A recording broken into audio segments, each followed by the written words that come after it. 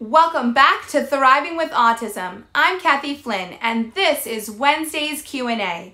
Today we're going to talk more about play skills and using play to help build language. One question I get all the time, what can I do at home with my nonverbal child to encourage him or her to talk? One word, play. You need to sit down with your child and play. And if your child is not yet playing with toys in a natural or typical way, even better, because you can take the opportunity to teach some simple play skills and social skills at the same time. Okay, step 1. Find the things your child likes and play with those first. If your child is interested in music or songs, bring those into the play and make it super fun and interactive. My favorite ways to involve play and song with early learners is by singing the Wheels on the Bus and using a bus toy and Little People. Another favorite is using farm animals with Old McDonald. The songs are repetitive and you can work on sounds that your child may be able to repeat, including sounds that objects or animals make. Your child may try to imitate these sounds, even if it is just E and O. Work on vocal imitation of vowels and consonants. If your child loves putty or Play-Doh, that can lead to great sensory play and you can practice rolling, stamping, pounding, etc. If your child loves water, create a soapy water bin and throw in a few favorite plastic toys. You can try to find those toys in the bin and practice making them dive and splash. You can also practice washing these items. If your child likes slinkies or string, that would work as well.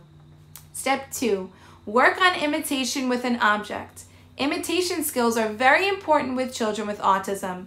Modeling how to do something will go a long way when your child is older and you need to show him or her how to do a daily living skill like washing hands or a vocational skill like washing dishes. If your child begins to imitate your simple actions, he or she can learn to follow what you are doing and learn play skills at the same time. This is as simple as pushing a car on the table, stacking blocks, or even rolling a ball. You do the action and then give your child the toy or toys and ask him or her to do it, like this. You do it. Use the examples I said before and see what kinds of simple actions you can get your child to imitate. Step 3, use a lot of language. Label everything that you are doing while playing. Pretend you are the narrator and narrate every part of the play. Label the actions and the objects and make sounds. Your child may begin to pick up on the language and join in with some of the labels or sounds. If not, that's okay too, because it is important to always label the toys that you are using so that your child learns the names of common objects. See the car? Wow, touch the car. The car goes on the table. Look, the car can go like this, vroom, vroom. You try it. Eventually, your child will learn that this toy that you are talking about is called a car. Knowing the name of the items builds your child's receptive language. This is just as important as expressive language. Receptive language is the understanding of different words and how they are used. These include directions like sit down, and they also include labels like car and block and ball and other items. And there you have it.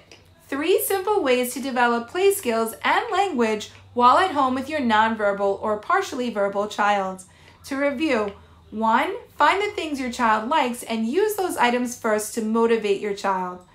2, work on imitation skills. And 3, use a lot of language to narrate everything while you play.